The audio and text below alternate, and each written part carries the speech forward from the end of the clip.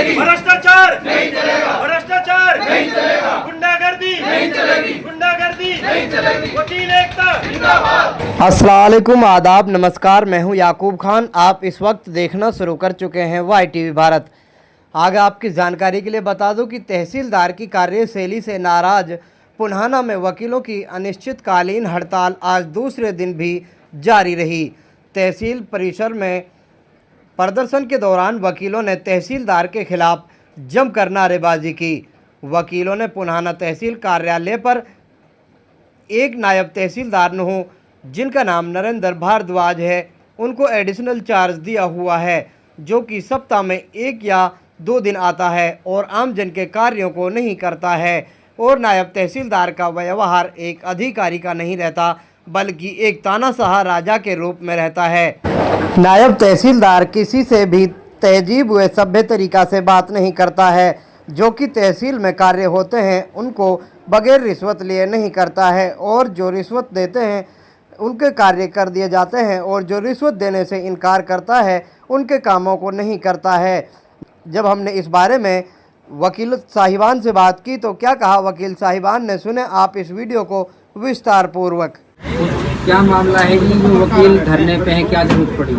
ये पुन्हाना में जो नायब तहसीलदार यहाँ पर एक यहाँ पर पुन्हाना में लगाया हुआ एडिशनल चार्ज दे रखा है, उसका ऐसा तानाशाह रवैया है और पूरा भ्रष्टाचार का उसका बोलबाला है और बदतमीजी उसका जो व्यवहार है, उनके खिलाफ हम सारे वकील साहिबान में, आम पब्लिक में, यहाँ पर तहसील कार्य पे करने वाले टाइपिस्ट हैं और भी बहुत से काम करने वाले साथी हैं, वो सारे इसके व्यवहार से बहुत ज़्यादा दुखी हैं कि इतना पूरा भ्रष्टाचार।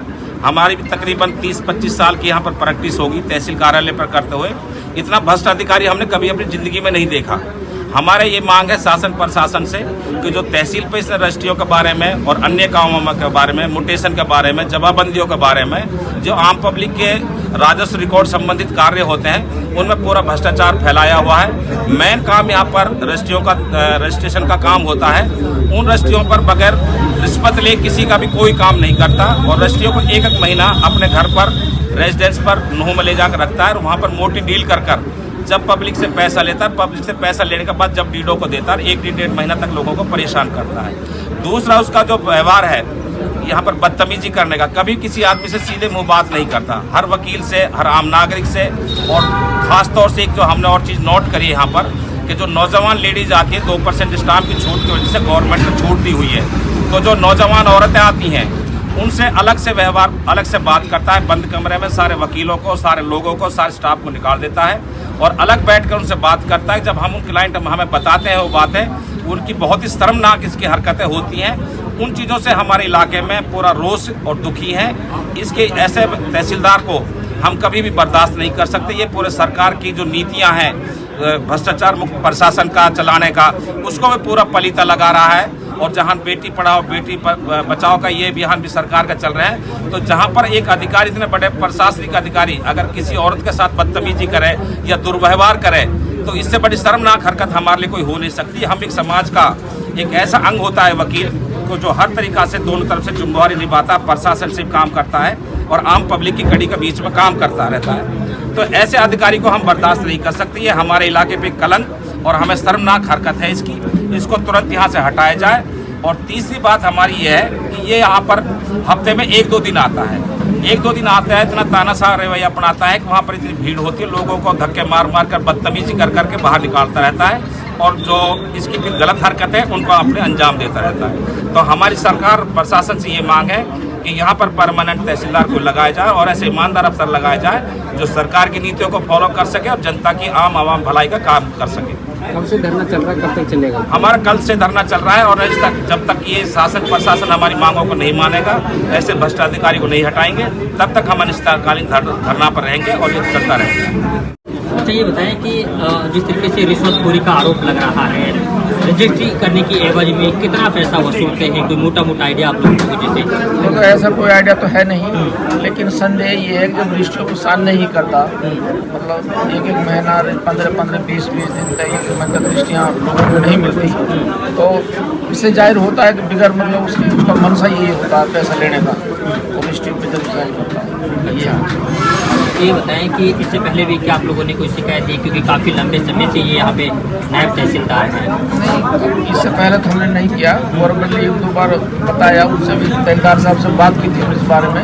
अब आप जो वर्क 2 दिन की वर्क की बात कर रहे हो, आप इसे पूरे 5 दिन करो वर्क यहाँ पर, 2 दिन में यहाँ काम नहीं चलेगा। तो तहसीलदार ने बात मानी नहीं, कहा कि सिर्फ 2 दिन काम यहाँ चलेगा। और कल एसडीएम को आप लोगों ने ज्ञापन सौंपा है, ज्ञापन सौंपा तो फिर क्या आश्वासन मिला, क्योंकि आप लोगों की नाराजगी एसडीएम के खिलाफ भी देखने को मिली? जी, असल में ये हुआ था बात है, एसडीएम के साथ हम जब गए थे ज्ञापन देने, तो एसडीएम साहब ने कहा था अगर भाई 3 आदमी अंदर आ जाए, तो हमारे वकीलों को ये था कि 15-20 वकील थे, भाई सारे वकीलों के सामने बात हो जाए, या तो सबको अंदर बुला ले या मतलब साहब बाहर आ जाएं। तो वो नहीं आए, तो उसके बाद फिर हमने हमारे दूसरे साथी जो बाहर के हैं सिविल कोर्ट के, वहाँ हम अपना अर्जी लेके गए। वहाँ पर डी साहब से बात करी फ़ोन पर, हमारे प्रधान जी हारून है, शेरू एडवोकेट है, और डी साहब ने कहा था कि आप दोबारा मिलिए एसडीएम साहब से। मैं कहता हूँ वो आपको ज्ञापन जरूर है, तो हमने हमारा ज्ञापन लिया जो ग्रीवेंस चीज़ हमने लिखी थी सारी।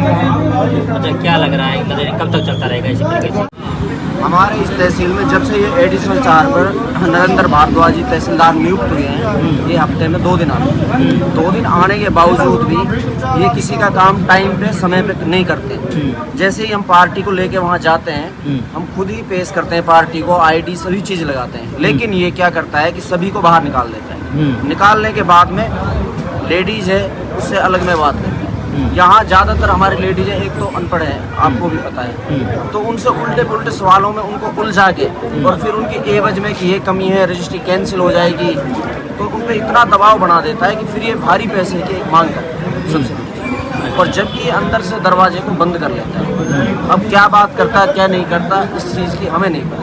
और कोई भी वकील जाता है, सीनियर या जूनियर, और यहाँ के कोई भी सीनियर सिटीजन, इतना अभद्र व्यवहार है कि सीधा ये कह देता है कि आप बाहर जा सकते हैं ऑफिस से। इसके पीछे की कोई वजह क्या मानते हैं आप, इस तरीके का रवैया क्यों है?